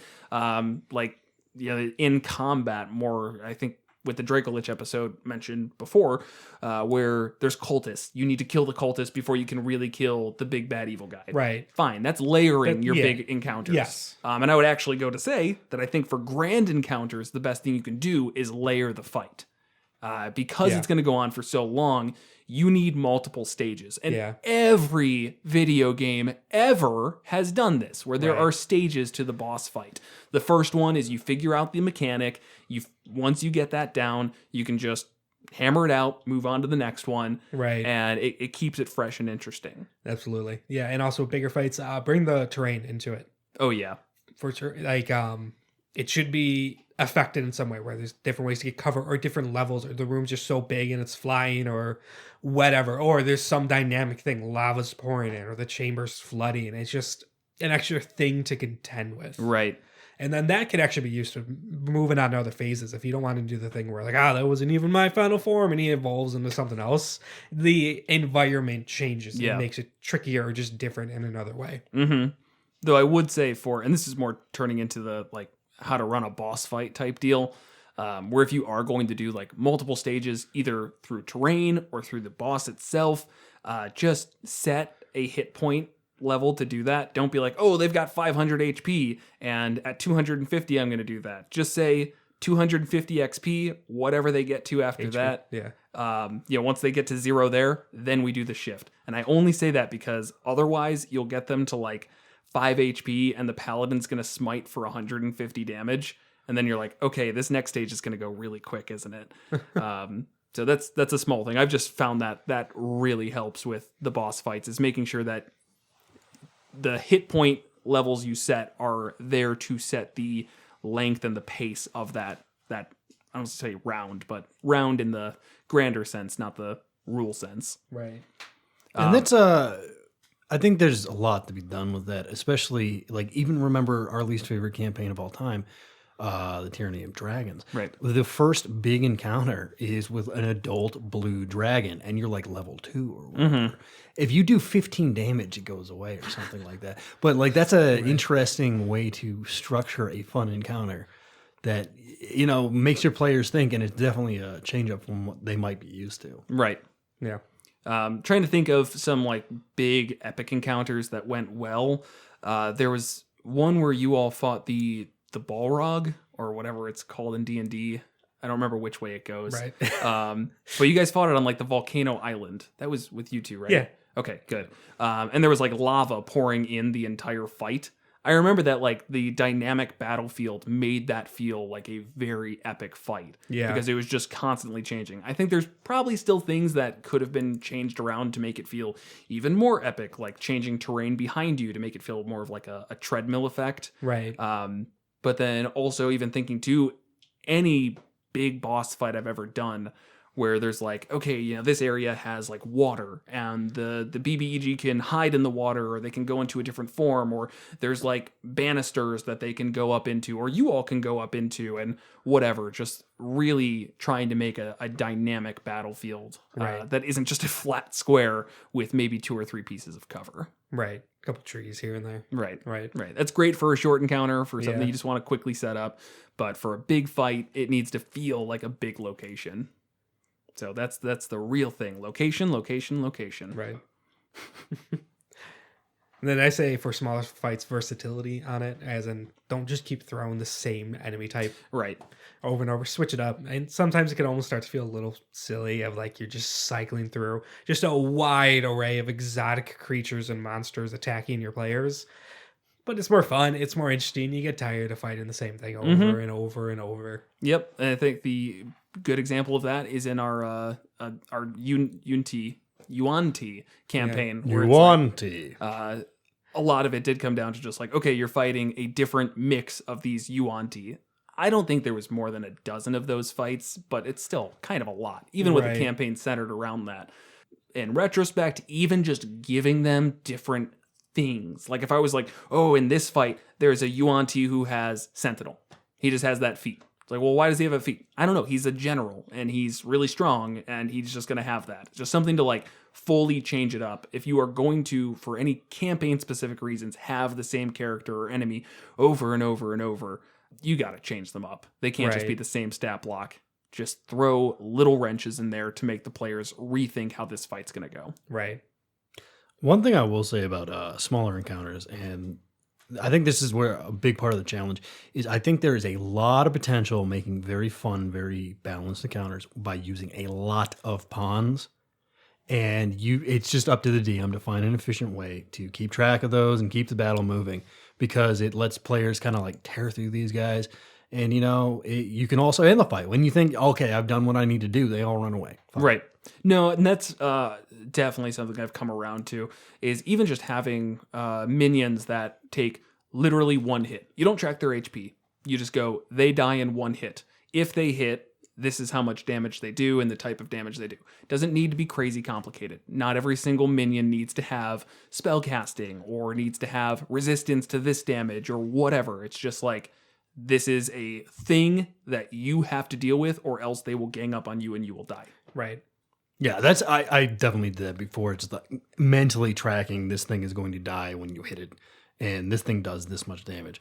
Don't take dice rolls from your players, but when it's you, I mean, it's no big deal. Right. Just roll it in your head. Oh, he does 4 damage. Nobody cares. Right.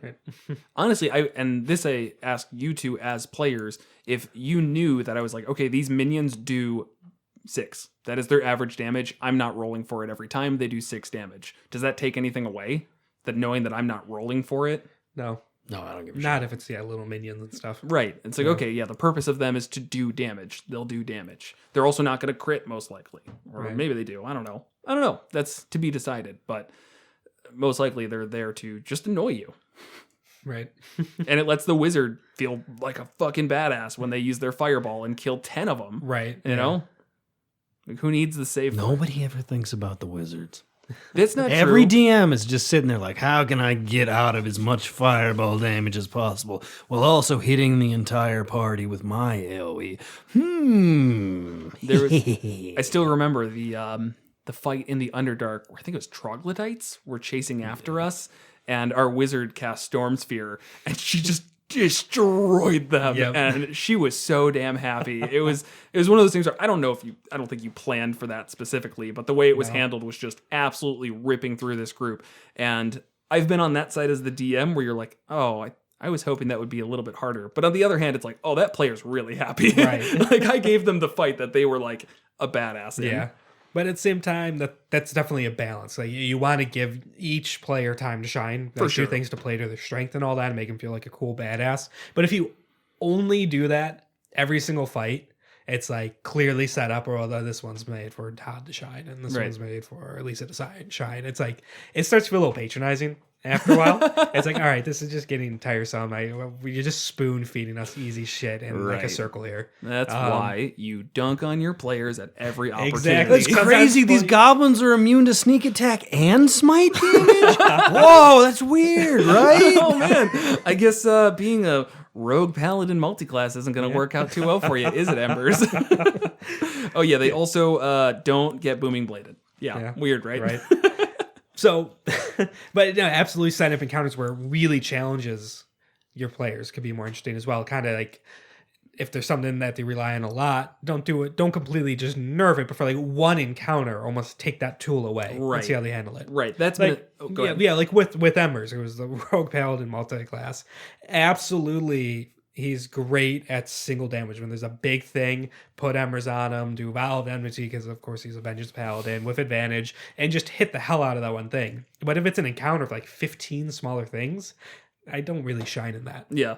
It's like more of a challenge for me. It's like, oh, I'm like really overkilling all this shit. Right. And it's like, if everything was like that, it would be frustrating. But if every encounter you threw at me is like one big thing, a meat sack for me to just melt the points off of, it would also be kind of frustrating after a while. Yeah, it's totally fair.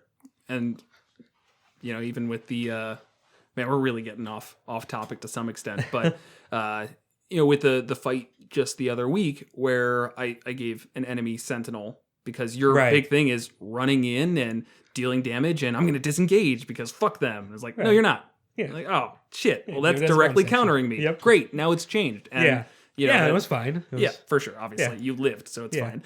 But that guy hit me really fucking hard. Yes, he did.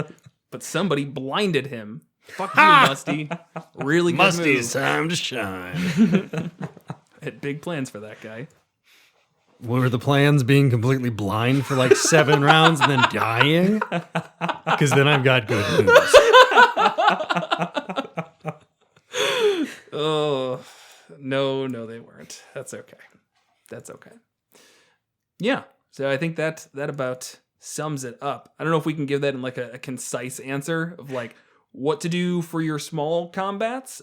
Keep them short, keep them different, and make sure they're taxing resources. For your big fights, don't pull punches, have minions, and change up the terrain. Yeah, or just make it dynamic. Use the terrain, make it dynamic with phases. Right. Etc. There you go. That's it. Play some cool music. Play some cool music, of course. My favorite is going on YouTube and search epic battle music and choose the one that says the word epic in it more than 3 times. That's the best music right there. Hell yeah. If you do have any questions, I think I said this earlier, but I'll say it again. If you have any questions, feel free to submit them to us wherever you can. I got one from a YouTube comment the other day, so literally, I don't care. YouTube comment? Yes. Yeah, we're on YouTube, by the way, guys. It doesn't matter. Subscribe to us where you get your podcast. YouTube is like people accidentally stumble upon us, and I guess that's cool. Yeah, there's no video. Sorry, it's not. We have not like filmed us recording this, and you can look at our faces as we talk. It's just our logo static. Yep. So yeah. Anyways, send us questions through Twitter, Reddit, email, monstersandmulticlass@gmail.com. I'll find it. I really will. And maybe you can be featured. So thank you, Penguin Knight. All right, and with that, thanks for listening. Next time on Monsters and Multiplex. Join us next week as we discuss The Explorer's Guide to Wildmount, the new book. We're going to be looking at the wizard subclass that's coming out with it, and a monster from it, and then doing a giveaway. So check that out.